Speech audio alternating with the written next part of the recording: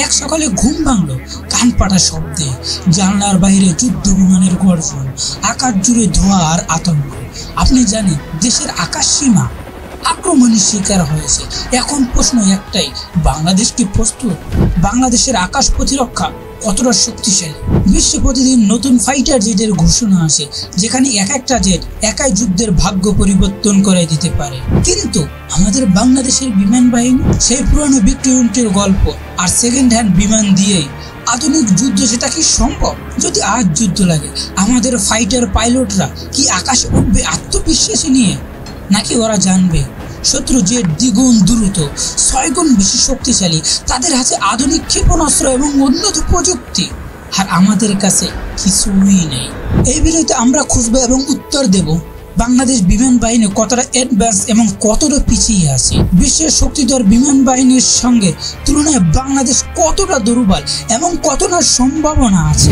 আর শেষ পর্যন্ত বলবো কোন কোন বিমান আমাদের বাংলাদেশের বহরে দরকার এবং কি কি করলে আমাদের বাংলাদেশের বিমান বাহিনী আবার মাথা উঁচু করে দাঁড়াতে পারবে এবং ঘুরে দাঁড়াতে পারবে। চলুন শুরু করে বাংলাদেশ বিমান বাহিনীর বর্তমান ভান্ডারে কি কি যুদ্ধ বিমান আমাদের আছে।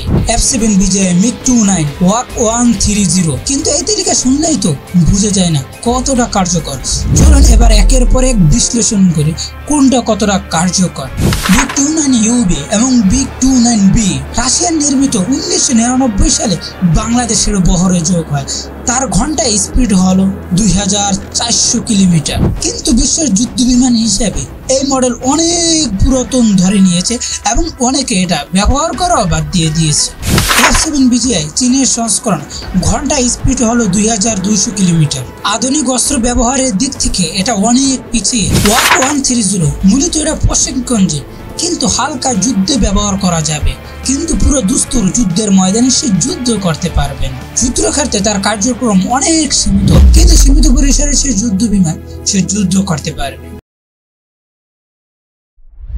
আজকের যুদ্ধ বিমান মানে শুধু গতির প্রশ্ন নয়, এটা প্রযুক্তি, সিস্টেম এবং লাডার জ্যামিং এবং বিয়ন্ড ভিজুয়াল রেঞ্জ ক্ষেপণাস্ত্র সবকিছুর কম্বিনেশন। আর এখানে আমাদের বাংলাদেশের পিছিয়ে পড়া শুরু। F-35 স্যাটেলাইট প্রযুক্তি, AI সাপোর্ট, লাডার জ্যামিং করতে পারে এবং রেঞ্জ ভিজুয়াল ক্ষেপণাস্ত্র সিস্টেম এবং একাই পুরো ড্রোন স্কোয়াডের কাজ করতে পারে। Su-57 hypersonic missile, super cruise সিটলট এবং ফাইটার ডগ প্রো এবং স্যাটেলাইট ডাটা সিনক্রোনাইজ করা যায়। রাফায়েল 300 কিলোমিটার রেঞ্জ এবং লাডার জ্যামিং, AESA লাডার এবং স্বল্প মিসাইল এবং একসাথে কয়েকটি টার্গেট লক্ষ্য করে তারপর সে ক্ষেপণাস্ত্র হামলা চালাতে পারে এবং পারমাণবিক বোমা নিয়ে অ্যাটাক চালাতে সক্ষম। চীনের J-20 secret fighter long range missile, ইয়াইও ইলেকট্রনিক ওয়ারফেয়ারের শক্তিশালী। আর অন্যদিকে বাংলাদেশ বিমান বাহিনীর কাছে আছে F7 BGI, maximum speed 2200 kilometre প্রতি ঘন্টায়, কিন্তু স্যাটেলাইট নাই, বিয়ন্ড ভিজুয়াল রেঞ্জ ক্ষেপণাস্ত্র করার সক্ষমতা নাই। MiG-29B তুলনামূলক অনেক পুরনো এবং অনেক দেশই তার ব্যবহার বাতিল করে দিয়েছে এবং সার্ভিসিং থেকেও বাহির করে দিয়েছে। যেখানে ভারতের রাফায়েল 300 কিলোমিটার রেঞ্জ স্ট্রাইক করতে সক্ষম, আর অন্যদিকে আমাদের বাংলাদেশ MiG-920 পারে মাত্র 1430 কিলোমিটার রেঞ্জে। আর অটোমেটিক ট্রেকিং সিস্টেম সীমিত, আর AI ডাটা লিঙ্ক সিস্টেম একেবারে নাই বললেই চলে। আপনি যদি ভাববেন শুধু অস্ত্রের মাধ্যমে যেতে চায়, তাহলে আপনি ভুল ভাবছেন। আজকের যুদ্ধ মানে তথ্যের যুদ্ধ। যার কাছে বেশি তথ্য আছে, AI সহ লাডার ইন্টেলিজেন্স এবং ইলেকট্রিক জ্যামিং ক্ষমতা, সেই লড়াই জিতবে মাঠে নামার আগে। তাহলে এখন প্রশ্ন, আমাদের কি দরকার? বাংলাদেশ যদি সত্যিকারে আধুনিক আকাশ প্রতিরক্ষায় যেতে চায়, তাহলে কোন কোন বিমানগুলো কেনা উচিত? আর আমরা কি সেই প্রস্তুতি নিচ্ছি, নাকি আমরা এখনই পিছিয়ে থাকার পরিকল্পনা করছি? আজকের যুদ্ধ আর কেবল বোমা ফেলানোর খেলা নয়, এটা হাইটেক শত্রুর বিরুদ্ধে লড়াই। তাই আমাদের প্রশ্ন এখন, আমরা কি এই ধরনের ফাইটার জেট কিন্তু প্রস্তুত? দাম কম কিন্তু পারফরমেন্স অনেক শক্তিশালী এমন কিছু বিমান আছে। F-17 ব্লক 3 পাকিস্তান এবং চায়না একসাথে নির্মিত করেছে, কম খরচে আধুনিক ফিচার আছে। AESA লাডার, BBR missile, helmet mounting Singh, Bangladesh চাইলে এই মুহূর্তে এটা কিনতে পারে। রাডার জ্যামিং এবং ইন্টারনেট সেন্টিং ওয়ারফেয়ারের সাপোর্টে কৌশলগতভাবে ভারত, পাকিস্তান, চীন এই অঞ্চলে ভারসাম্য বজায় রাখতে কার্যকর ব্যবস্থা নিতে পারবে। এটা সুইডেন থেকে নির্মিত ইউরোপীয় উন্নত প্রযুক্তি, দাম তুলনামূলক কম, স্যাটেলাইট রাডার সিগনেচার এবং নেটো স্টার। মিরাগে 2300 ফ্রান্সে নির্মিত। ভারত এবং অনেক দেশগুলো এটা এখন ব্যবহার করে, কিন্তু পুরাতন এবং ইউনিক আপডেট ভার্সন আছে। বাংলাদেশের অবস্থান এমন একটি অঞ্চলে যেখানে ভারত, চীন এবং মায়ানমার ও সমুদ্রপথে আমেরিকা সবাই রয়েছে। এই কারণে আমাদের এমন বিমান দরকার যা শুধুমাত্র শত্রুর মোকাবেলার জন্যই নয়, আকাশ সীমায় নিয়ন্ত্রণ এবং নজরদারি এবং দ্রুত প্রতিক্রিয়ার উপযোগী হবে। সুতরাং যুদ্ধ বিমানের সাথে সাথে দরকার AYACS ড্রোন কামব্যাক সিস্টেম এবং সামরিক স্যাটেলাইট নেটওয়ার্ক প্রযুক্তি। ধরে নিন 2030 সালে বাংলাদেশের স্কোয়াড্রন আছে 3টি, JF-17 ব্লক আছে, এমন সাথে সাথে ইউরোপীয় কিছু কম দামি বিমান আছে আমাদের যুদ্ধবহরে, এবং আকাশে উঠছে আমাদের নিজস্ব নির্মিত যুদ্ধ ড্রোন, যা যুদ্ধক্ষেত্রে অনেক উপকারী আসতে পারে। তাহলে আপনি মনে মনে অনেক আত্মবিশ্বাসী মনে করবেন না? নিজস্ব ড্রোন আছে, যুদ্ধ বিমান আছে, যুদ্ধক্ষেত্রে তারা কোনো ক্ষেত্রেই পিছিয়ে নেয়। বড় বড় পরাশক্তির সাথে যুদ্ধক্ষেত্রে তাদের মোকাবেলা করতে পারবে, মুখামুখি এই ক্ষেত্রে তারা এখন আগেই আছে। একটি দেশের আকাশ যতটা সুরক্ষিত, তার স্বাধীনতা ততটাই দৃঢ়। তাই আমাদের শুধু গর্ব করলেই হবে না, প্রস্তুতি নিতে হবে। কারণ আকাশের শত্রু যখন ঢোকে তখন বলে করে ঢোকে না, হঠাৎ ঢোকে, হঠাৎ সবকিছু তছনছ করে একেবারে দিয়েছে। যেমন কিছুদিন আগে ভারত পাকিস্তান যুদ্ধ হয়েছে, বিমান ঢুকেছে, যেই দেশে ঢুকেছে, যে সময় অ্যাটাক করেছে, সব জিনিস তছনছ করে দিয়েছে। যদি রাডার সিস্টেম না থাকে, জামার না থাকে এবং সাথে সাথে বিভিন্ন উন্নত টেকনোলজি না থাকে, তাহলে এই যুদ্ধ বিমান এবং যুদ্ধ শত্রুতার সামনে দাঁড়ানোর মতো কোনো সক্ষমতাই থাকবে না, এবং দাঁড়ানোর আগেই রাষ্ট্র একেবারে শেষ হয়ে যাবে। যেন শত্রু বাংলাদেশে ঢোকার আগে আমরা পরিপূর্ণভাবে সতর্ক থাকতে পারি। যুদ্ধ বিমান আমাদের বাংলাদেশে, অন্য দেশের ফাইটার যেটা আমাদের বাংলাদেশে ঢোকার আগে আমরা সচেতন হয়ে যাই, এবং তাদেরকে মোকাবেলা করার ক্ষমতা আমাদেরকে থাকতে হবে। শুধু সচেতন হলেই হবে না। বিমান কিনলে সবকিছু শেষ নয়, তাকে উড়াতে হবে, মেনটেনেন্স করতে হবে, সর্বোপরি যুদ্ধের জন্য প্রস্তুত রাখতে হবে। প্রশিক্ষিত পাইলটের সর্বদা একটি বিমান চালাতে একজন পাইলটের 300 থেকে 500 ঘন্টা পর্যন্ত পাইলট ট্রেনিং লাগবে। আর আমাদের বেশিরভাগ পাইলট বছরে এর অর্ধেক উড়াতে পারে, কারণ তারা বিভিন্ন মহড়ায় বিভিন্ন জায়গায় তারা জড়িত হয় না। বছরে কয়েকটা দিন তারা বিমান উড়ায় এবং ফাইটার জেট উড়ায়, সীমিত পরিসরে কয়েক দিনের জন্য, কয়েক ঘন্টার জন্য তারা। দ্বিতীয়, মেনটেন্যান্স ও খুচরা যন্ত্র অংশের ঘাটতি। অনেক বিমান স্ট্যান্ড বাইতে থাকে যন্ত্র অংশের সংকটে। পুরনো প্লেনগুলো প্রতি ঘন্টা উড়ানোর জন্য 10 ঘন্টা পর্যন্ত সার্ভিস দরকার, এবং বিদেশি কোম্পানির উপর নির্ভর, যা সময় মতো পার্ট সাপোর্ট সরবরাহের সমস্যা করতে পারে এবং সমস্যা সৃষ্টি করতে পারে। যে সময় আমাদের বাংলাদেশের পাস দরকার হবে যুদ্ধের ক্ষেত্রে, সে সময় আমাদেরকে তারা পাস দিবে না, বিভিন্ন নিষেধাজ্ঞা দেবে। আর যে সময় লাগবে না, ভারতের মতো যে সময় আমাদের পানি লাগে না, সে সময় আমাদেরকে পানিতে ভরাই দেয়, আর যে সময় আমাদের দরকার হয় সে সময় আমাদেরকে পানি দেয়। তেমন ভাবে হবে। তাই আমাদের যুদ্ধ বিমানের জন্য বিভিন্ন পার্টস এমন যা কিছু দরকার তা আমাদের নিজেদেরকে তৈরি করতে হবে, অপরের উপর, বিদেশি কোম্পানির উপর নির্ভর না করে। যদি আমরা নিজেরা তৈরি করতে পারি, তাহলে আমরা যুদ্ধ বিমান যুদ্ধের ক্ষেত্রে আমরা অগ্রগামী থাকবো। যেমন পাকিস্তান আছে, চীন আছে, ভারতে কিন্তু নিজেদের এবং নিজেদের যুদ্ধ বিমান আছে। যুদ্ধ বিমানের পাস তৈরি করার জন্য তাদের নিজস্ব কোম্পানি আছে, এখন তাদের অন্যের কাছে যেতে হয়। 3 নম্বর হলো ইলেকট্রিক ওয়ারফেয়ারের দুর্বলতা। আজকে যুদ্ধ মানে GPS ব্লকিং এবং রাডার জ্যামিং এবং ডাটা হ্যাকিং। আমাদের ইলেকট্রিক প্রতিরোধ ক্ষমতা অত্যন্ত সীমিত। চতুর্থ, বিমান ঘাটির সংখ্যা এবং নিরাপত্তা একেবারে সীমিত। মাত্র হাতে গোনা কয়েকটি বিমান ঘাঁটি, যার ভিতরে আবার কয়েকটি হামলা চালালে এবং পুরো অপারেশন চালাতে গেলে পুরো অকেজো হয়ে যাবে। তাই আমাদেরকে সক্ষমতা বাড়াতে হবে, বিমান ঘাঁটি আরো সচ্ছল করতে হবে।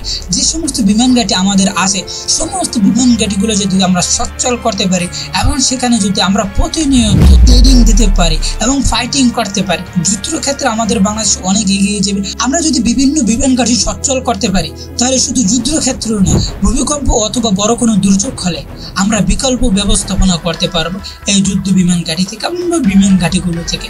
তাই আমাদেরকে এখনো যুদ্ধের বিমান ঘাঁটি এবং যুদ্ধের বিমান ঘাঁটির সংখ্যা বাড়াতে হবে, ছিল না আমরা কোনোভাবে যুদ্ধ হলে পিছিয়ে না থাকি, সেদিকেও আমাদেরকে সতর্ক থাকতে হবে। বিশ্বের উন্নত বাহিনী প্রতি বছর মহড়া চালায়, একের পর এক মহড়া চালায়। বাংলাদেশ অংশ নেয় মাত্র কয়েকটি যৌথ মহড়ায়, আর যেগুলোতে অনেক সময় খোলাসা করে আসল দক্ষতা দেখাতে পারে না। কেন? কারণ নাই কোনো পর্যাপ্ত প্রযুক্তি, নাই চর্চা করার বাস্তব প্ল্যাটফর্ম। অথচ প্রতিবেশী দেশ ভারত, চীন এবং এমনকি মায়ানমার পর্যন্ত সক্ষমতা আমাদের বাংলাদেশ থেকে অনেক এগিয়ে। তারা বিমান বাহিনী আমাদের বাংলাদেশ থেকে বেশি সচ্ছল এবং বেশি মহড়ায় অংশগ্রহণ করে। সেই অনুযায়ী আমাদের বাংলাদেশের বিমান বাহিনী কোনো মহড়ায় অংশ করে না, যে পরিমাণ মায়ানমার তাদের মহড়ায় অংশ করে বিভিন্ন দেশে। এবং ভারত এবং চীন তো একের পর এক মহড়ায়, প্রত্যেকটা বিশ্বের বড় বড় পরাশক্তির সাথে তারা মহড়ায় অংশগ্রহণ করে যুদ্ধ ক্ষেত্রে তাদের আধিপত্য বিস্তার করার জন্য। ড্রোন ওয়ারফেয়ার, আজকের বিশ্ব অস্ত্রবাহী ড্রোন বদলে দিচ্ছে যুদ্ধের নিয়ম। বাংলাদেশের কাছে কার্যক্রম আক্রমণাত্মক কোনো ড্রোন নাই যা দিয়ে যুদ্ধের নিয়ম আমরা পরিবর্তন করে দিতে পারবো। মানুষ ছাড়াই আমরা যুদ্ধের ময়দানে যুদ্ধের পরিসংখ্যান পরিবর্তন করতে পারবো, এমন কোনো যুদ্ধ ড্রোন আমাদের কাছে নেই। সাইবার ওয়ারফেয়ার, আমাদের লাডার এবং কমান্ডো সিস্টেম যদি হ্যাক হয়ে যায় তখন পুরো এয়ার ডিফেন্স বন্ধ হয়ে যাবে।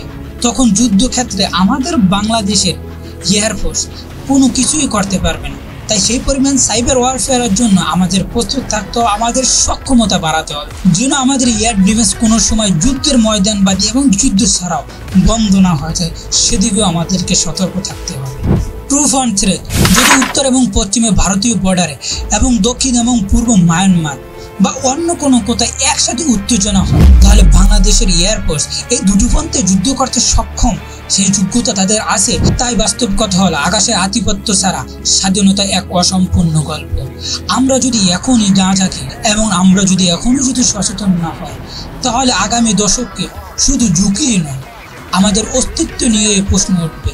আমরা মুখোমুখি হব আমাদের অস্তিত্বকে আমরা রাখতে পারবো, নাকি আমাদের বাংলাদেশ ধ্বংস হয়ে যাবে এবং আমাদের স্বাধীনতা আমাদের হাতছাড়া হয়ে যাবে। তাই এখনই আমাদের বিমান বাহিনীকে সতর্ক করতে হবে এবং এখনই আমাদেরকে সজাগ হতে হবে। এখনই সময় ভবিষ্যতের দিকে তাকানোর, ভয় নয়, দরকার সুস্পষ্ট পরিকল্পনা। বিমান বাহিনীকে শুধু সাজাতেই হবে না, একটি যুদ্ধ প্রস্তুত বাহিনী হিসাবে রূপান্তরিত করতে হবে। প্রযুক্তি ও প্ল্যাটফর্ম উন্নয়ন, চতুর্থ প্রজন্ম এবং বহুমুখী প্লাস যুদ্ধ বিমান যেমন GF-17 ব্লক 3, গ্রিফন ই, সশস্ত্র ড্রোন বা মানববিহীন যুদ্ধ বিমান, আকাশে জ্বালানি সরবরাহের ব্যবস্থা করা, উড়ন্ত লাডার এবং নিয়ন্ত্রণ ব্যবস্থা এবং ইলেকট্রিক স্ক্যানার লাডার এবং নেটওয়ার্ক ভিত্তিক সম্মিলিত যুদ্ধ কৌশল করতে হবে, যেন কোনোভাবে আমরা এইভাবে পিছিয়ে না যাই। নেটওয়ার্ক ভিত্তিক সম্মিলিত যুদ্ধ কৌশল। দ্বিতীয়, মানব সম্পদ এবং প্রশিক্ষণ। পাইলটের প্রতি বছর কমপক্ষে 200 ঘন্টা উড়ান প্রশিক্ষণ। বিদেশি সেনাবাহিনীর সঙ্গে যৌথ মহড়ায় অংশগ্রহণ। বাংলাদেশে উন্নত সিমুলেশন যুদ্ধ প্রশিক্ষণ কেন্দ্র গঠন করতে হবে। যন্ত্র অংশ এবং অবকাঠামো, দেশের বিভিন্ন অঞ্চলে বিবেক ভিত্তিক বিমান ঘাঁটি তৈরি করতে হবে, যেন যে কোনো সময় যে কোনো বিভাগ থেকে যে কোনো জায়গা থেকে আমাদের যুদ্ধ বিমান উত্তোলন করতে পারে এবং যে কোনো জায়গায় যে কোনো অংশ থেকে যুদ্ধের মোকাবেলা করতে পারে আমাদের বাংলাদেশের বিমান বাহিনী। নিজস্ব মেরামত এবং সংরক্ষণ কেন্দ্র করতে হবে। জরুরি সময় জ্বালানি এবং অস্ত্র এবং যন্ত্র অংশের মজুদ ব্যবস্থা রাখতে হবে। আমাকে অনেকেই বলবেন আমাদের বাংলাদেশের বিমান বাহিনীর বাজেট কম। বাস্তব উদাহরণ দিয়ে বলেছি, ভিয়েতনাম বিমান বাহিনী বাজেট সীমিত, আমাদের বাংলাদেশের চাইতেও কম, তবে প্রস্তুতিতে এবং শক্তিশালীতে আমাদের বাংলাদেশ থেকে এগিয়ে। তারা ব্যবহার করছে সুখাই 3 অর্থাৎ SU-30 MK2 নিজস্ব ড্রোন উন্নয়ন প্রকল্প, আলাদা প্রশিক্ষণ এবং পরিকল্পনা বিভাগ গঠন করেছে। তারা সংযুক্ত আরব আমিরাতের বিমান বাহিনী সংখ্যায় কম হলেও তারা কৌশলগতভাবে এগিয়ে। সাথে সাথে আমাদের বাংলাদেশের বিভিন্ন পরাশক্তি রাষ্ট্রের সাথে সম্পর্ক বাড়াতে হবে এবং বিভিন্ন পরাশক্তি যে সমস্ত রাষ্ট্রগুলো বিমান বাহিনী অনেক শক্তিশালী, তাদের সাথে আমাদের মহড়ায় অংশ নিতে হবে। যদি আমরা মহড়ায় অংশ নিই, তাহলে আমাদের বাংলাদেশের বিমান বাহিনী তাদের বিমান বাহিনীর সাথে যখন মহড়ায় অংশ নেবে, তখন আমাদের বাংলাদেশের বিমান বাহিনী প্রযুক্তিগত দিক থেকে এবং কৌশলগত দিক থেকে এবং ট্রেনিংগত দিক থেকে সব দিক থেকে তাদের মতো হয়ে যাবে এবং আমাদের বাংলাদেশ এগিয়ে যাবে। তাই আমাদের বাংলাদেশের মহড়ায় অংশগ্রহণ করতে হবে। বিশ্বে যে সমস্ত পরাশক্তি রাষ্ট্র আছে, পাকিস্তান থেকে চায়না থেকে রাশিয়া, যে সমস্ত পরাশক্তি আছে, যাদের বিমান বাহিনী শক্তিশালী, যাদের সেনাবাহিনী আমাদের বাংলাদেশের সাথে শক্তিশালী, তাদের সাথে আমাদের বাংলাদেশের মহড়ায় যেতে হবে। তাহলে আমাদের বাংলাদেশ যুদ্ধক্ষেত্রে এগিয়ে যাবে। ভিয়েতনাম থেকে সংযুক্ত আরব আমিরাত, তাদের বাজেট এত কম হওয়া সত্ত্বেও তারা কেন এগিয়ে গেল? আর অন্যদিকে আমাদের বাংলাদেশ কেন আগাতে পারবে না? আমাদের আছে শিক্ষা, সংস্কৃতি এবং উৎসাহ। সমস্যা হলো একটাই, নেতৃত্বের দৃষ্টিভঙ্গি এবং রাজনৈতিক অঙ্গীকারের অভাব। সাথে সাথে আমাদের বাংলাদেশের একটি রাষ্ট্রীয় কৌশলগত নীতি দরকার, যার মূল কথা হবে যে জাতি আকাশে দুর্বল সে জাতির মাটিও নিরাপদ নয়। এই নীতিতে থাকতে হবে। আমাদের বাংলাদেশে এই নীতি প্রণয়ন করতে হবে এবং আগামী 15 বছরের ভিতরে বিমান বাহিনীকে আধুনিকরণের পরিকল্পনা করতে হবে এবং আমাদের বাংলাদেশের বিমান বাহিনীতে আরো বেশি বাজেট দিতে হবে। আন্তর্জাতিক প্রতিরক্ষায় সহযোগিতার চুক্তি করতে হবে এবং সেনাবাহিনীর সঙ্গে সম্মিলিত যুদ্ধে অংশগ্রহণ করতে হবে এবং পরিকল্পনায় যেতে হবে। তাহলে আমরা যুদ্ধের ক্ষেত্রে কিছুটা এগিয়ে থাকবো। স্বাধীনতা শুধু মাটিরও নয়, এটা আকাশেরও। আপনার যদি আকাশের স্বাধীনতা না থাকে, যখন শত্রু আমাদের বাংলাদেশের আকাশ সীমায় ঢুকে পড়বে, তখন প্রতিরোধ করার মতো যদি কোনো কিছু না থাকে, তাহলে বাংলাদেশের পতাকা আর পতাকা থাকবে না, রয়ে যাবে কেবল মাত্র স্মৃতি হিসাবে। যেন আমাদের বাংলাদেশ স্মৃতি হিসাবে না থাকে এবং ইতিহাসের পাতায় যেন আমাদের বাংলাদেশের নাম এবং আমাদের বাংলাদেশের পতাকা না থাকে, সেদিকে আমাদেরকে সতর্ক থাকতে হবে এবং হায়দ্রাবাদের মতো না হয়, সিকিমের মতো না হয়, সেদিকেও আমাদের কাজ করতে হবে। তাই আসুন আমরা দাবি করি আধুনিক যুদ্ধ বিমান, উন্নত প্রশিক্ষণ এবং একটি রাষ্ট্র যেটা হবে বাংলাদেশ, এবং এমন একটি বাংলাদেশ যার আকাশ চিরনিরাপদ এবং স্বাধীনতা এবং অজয় থাকবে। আমরা দেখছি বাংলাদেশের বিমান বাহিনী কিছু ক্ষেত্রে এগিয়ে আছে, কিন্তু এখনো পিছিয়ে আছে অনেক কিছুর দিক থেকে, প্রযুক্তিগত দিক থেকে, পরিকল্পনার দিক থেকে, এমনকি ভবিষ্যৎ যুদ্ধের প্রস্তুতির দিক থেকেও আমাদের বাংলাদেশের বিমান বাহিনী অনেকটাই পিছিয়ে রয়েছে। কিন্তু এই ঘাটতিগুলো কোনোটাই স্থায়ী নয়। আমরা চাইলে ঘুরে দাঁড়াতে পারি, আমরা চাইলেই তৈরি করতে পারি, আমরা চাইলে নিজস্ব আকাশ সীমা নিরাপদ রাখতে পারি। আমাদের রয়েছে কিছু আধুনিক যুদ্ধ বিমান, কিন্তু প্রতিযোগিতার তুলনায় তাও যথেষ্ট নয়। বিমান বাহিনীর সবচেয়ে দুর্বলতা প্রশিক্ষণ, যন্ত্র অংশ এবং ভবিষ্যৎ প্রযুক্তির ঘাটতি। এই ঘাটতি আমাদের বাংলাদেশের সাথে কোনো রাষ্ট্রের সাথে যুদ্ধ বাঁধলে আমাদেরকে অনেক পিছিয়ে রাখবে। তাই আমাদেরকে এখন প্রযুক্তিগত ঘাটতি অতি দ্রুতই মেটাতে হবে। আমাদের প্রয়োজন পরিকল্পিত আধুনিকরণ এবং প্রত্যেকটি জেলা শহরে এবং থানা শহরে আমাদের বাংলাদেশের যুদ্ধ বিমান গাড়ি তৈরি করতে হবে। যেন কোনোভাবে কোনো যুদ্ধ যদি আমাদের বাংলাদেশে লেগে যায় এবং বাংলাদেশের ভিতরে কোনো শত্রু যদি আক্রমণ করতে পারে, যে কোনো জায়গা থেকে আমাদের বাংলাদেশ যেন মোকাবেলা করতে পারে, সেই সক্ষমতা আমাদের রাখতে হবে এবং আমাদের বাংলাদেশের আকাশ প্রতিরক্ষাকে সহযোগিত করতে হবে, যেন কোনো শত্রু আমাদের বাংলাদেশের ভিতরে না ঢুকতে পারে এবং আমাদের বাংলাদেশে আকাশ সীমা অন্য কেউ ব্যবহার করে যাবে এবং তার ট্যাক্স নিয়ে যাবে ভারত বা অন্য কেউ, সেটা আমাদেরকে এখনই করতে হবে। যেন আমাদের বাংলাদেশে কেউ আকাশ সীমা ব্যবহার করলে কোনো মানুষ সেই ট্যাক্স যেন আমরাই পাই, ভারত যেন না নিয়ে যায়। আমাদের বাংলাদেশের আকাশ সীমা ব্যবহার করলে ভারত সেই জায়গা থেকে ট্যাক্স পায়, আমাদের বাংলাদেশ ট্যাক্স পায় না। স্বাধীনতার 50 বছর পর আকাশ প্রতিরক্ষা দুর্বল থাকা মানে সার্বভৌমত্বকে ঝুঁকির মুখে ফেলানো। তাই এই লড়াই শুধু আকাশের নয়, এই লড়াই হলো তথ্যের, এই লড়াই হলো সচেতনতা। আপনি, আমি, আমরা সবাই এই বাস্তবতা যতই বেশি জানবো, তত বেশি জবাবদিহিতে চাইতে পারবো। সরকারকে জবাবদিহি করতে হবে। আমাদের বাজেট কোথায় খরচ হচ্ছে সেটা আমাদেরকে জানতে হবে। আমাদের সুরক্ষায় কত অগ্রাধিকার পাচ্ছে সেটা জানার অধিকার আমাদের বাংলাদেশের প্রতিটি মানুষের আছে। তাই আমাদেরকে এখনই জানতে হবে, এখনই আমাদেরকে সতর্ক হতে হবে। আর যদি আমরা না থাকি, আগামী প্রজন্ম হয়তো আমাদেরকে ক্ষমা করবেন, কারণ তারা প্রশ্ন করবে, তোমরা জানলে তবুও কোনো কিছু বললে না কেন? কেন তোমাদের সার্বভৌমত্ব এবং তোমাদের স্বাধীনতাকে নিরাপত্তা দিয়ে রাখিনি তোমাদের রাষ্ট্র, তোমাদের সরকার কেন রাখিনি?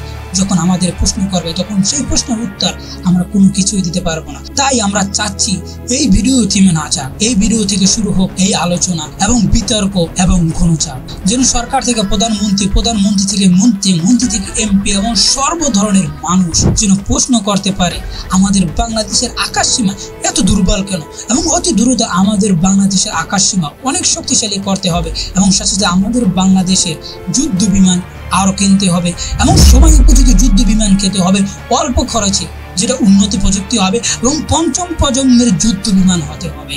3 বা 4 প্রজন্মের যুদ্ধ বিমান কিনলে আমাদের বাংলাদেশকে পিছিয়ে থাকবে এবং ভবিষ্যৎ দিনে দিন যতই যাচ্ছে ততই যুদ্ধ বিমান আপডেট হচ্ছে। যদি আমরা 5ম প্রজন্মের নিচে যদি যুদ্ধ বিমান কিনি, সেই যুদ্ধ বিমান পুরনোই থাকবে, তাই আমরা এগিয়ে থাকতে পারবো না। তাই আমাদের এখন 5ম প্রজন্মের যুদ্ধ বিমান কিনতে হবে। অতি দ্রুত কিনতে হবে। যদি দ্রুত না কিনে হঠাৎ কোন দিক থেকে কে আমাদের বাংলাদেশের উপর অ্যাটাক করতে পারে এবং আমাদের বাংলাদেশের আকাশ সীমা অরণ্যপাত হয়ে যায় সেটা আমরাও জানি না। তাই আমাদেরকে এখনই সতর্ক থাকতে হবে, এখন সকলে কথা বলতে হবে এবং সরকার থেকে উপর মহলে তাদেরকে সারা জাগাতে হবে এবং তাদেরকে সতর্ক করতে হবে, তাদেরকে বলতে হবে আমাদের আকাশ সীমা এখনই নিরাপদ করা দরকার। আপনারা যদি আমাদের আকাশ সীমা নিরাপদ না করেন তাহলে আপনাদের বিরুদ্ধে আমরা গুণজোয়ার তুলে ফেলবো, তাহলে আমাদের বাংলাদেশের জনগণ আপনাদের বিরুদ্ধে গুণজোয়ার তুলবে। তাই আপনাদেরকে সতর্ক করছি এবং সতর্ক হন, ভিডিও শেয়ার করেন এবং মন্তব্য করুন এবং সতর্কতা সবার কাছে ছড়াইয়ে দেন। এটা শুধু একটি ভিডিও নয়, এটি একটি ডাক যেটা আমাদের বাংলাদেশের আকাশ সীমা রক্ষা করার জন্য। তাই আমাদের বাংলাদেশের আকাশ সীমা আমাদেরকে রক্ষা করতে হবে, বাংলাদেশকে রক্ষা করতে হবে, বাংলাদেশের স্বাধীনতাকে দৃঢ় করতে হবে এবং আমাদের সার্বভৌমত্বকে শক্ত করতে হবে, যেন আমাদের বাংলাদেশ সার্বভৌমত্ব এবং আমাদের বাংলাদেশের অস্তিত্বের প্রশ্ন বিন্দু থেকে বিন্দু পরিমাণ ছাড় না দেওয়া হয়। আপনারা অনেকে শুনেছেন আমাদের বাংলাদেশের বিভিন্ন বিমান ঘাটে ভারতের জন্য সচল করতে পারতেছে না। আমাদের বাংলাদেশ কি ভারত চালায়? আমাদের বাংলাদেশ কি ভারতীয়রা চালায় নাকি আমাদের বাংলাদেশের মানুষ আমাদের বাংলাদেশের রাষ্ট্র ক্ষমতায় আছে? তাই ভারতের কথা না ভেবে, ভারতের কথা না শুনে আমাদের বাংলাদেশের যুদ্ধ বিমান ঘাঁটি তৈরি করতে হবে, আরো ঘাঁটি তৈরি করতে হবে, যে সমস্ত ঘাঁটি আছে সেগুলোকে সচল করতে হবে, যুদ্ধ বিমান কিনতে হবে এবং আমাদের বাংলাদেশের আকাশ সীমায় এবং আমাদের বাংলাদেশের বিমান বাহিনীর ভিতরে আরো বেশি বাজেট দিতে হবে, যেন আমাদের বাংলাদেশের বিমান বাহিনী পিছিয়ে দেওয়া পরে বিশ্বের সাথে তাল মিলিয়ে চলতে পারে, বিশ্বের পরাশক্তির সাথে যেন মাথা উঁচু করে দাঁড়াতে পারে। সেদিকে আমাদেরকে যেমন সতর্ক থাকতে হবে, সরকারকেও সতর্ক থাকতে হবে। তাই আমাদের মতো করে আমাদের সচেতনভাবে কথা বলতে হবে, সচেতনভাবে প্রতিরোধ করতে হবে, যেন আমাদের বাংলাদেশের আকাশ সীমা এবং আমাদের সার্বভৌমত্ব এবং আমাদের বাংলাদেশ স্বাধীনতা, আমাদের বাংলাদেশের জাতীয় পতাকা যেন নিরাপদ থাকে, স্মৃতির পাতায় যেন বাংলাদেশ না থাকে, সেভাবে আমাদের কাজ করতে হবে। তাই ভালো থাকবেন, সুস্থ থাকবেন, চ্যানেলের পাশে থাকবেন। যারা এখন পর্যন্ত আমাদের এই চ্যানেলকে সাবস্ক্রাইব করেন অবশ্যই আমাদের এই চ্যানেলকে সাবস্ক্রাইব করবেন। আর যারা ফেসবুক পেজ থেকে দেখতে আসেন অবশ্যই ফেসবুক পেজটা ফলো করবেন। নিজস্ব কোনো মন্তব্য থাকলে অবশ্যই নিচে কমেন্ট বক্সে উন্মুক্ত, অবশ্যই নিচে কমেন্ট বক্সে জানাই যাবেন। এবং যে কটি যুদ্ধ বিমানের কথা বলছে এবং আমাদের বাংলাদেশের যুদ্ধ বিমানের ব্যাপারে এবং আমাদের বাংলাদেশের বিমান বাহিনীর ব্যাপারে, মোট কথা এই ভিডিওতে যে সমস্ত বিষয় নিয়ে কথা বলা হয়েছে সেই সমস্ত বিষয় নিয়ে আপনাদের কি মন্তব্য অবশ্যই নিচে কমেন্ট করে জানাবেন। ভালো থাকবেন, সুস্থ থাকবেন, চ্যানেলের পাশে থাকবেন, আমাদের পাশেই থাকবেন। নিজস্ব কোনো মন্তব্য থাকলে অবশ্যই আমাদেরকে নিচে কমেন্ট বক্সে জানাই যাবেন এবং পরবর্তী ভিডিও কোন বিষয় নিয়ে যান সেটাও কিন্তু আমাদেরকে জানাই যাবেন।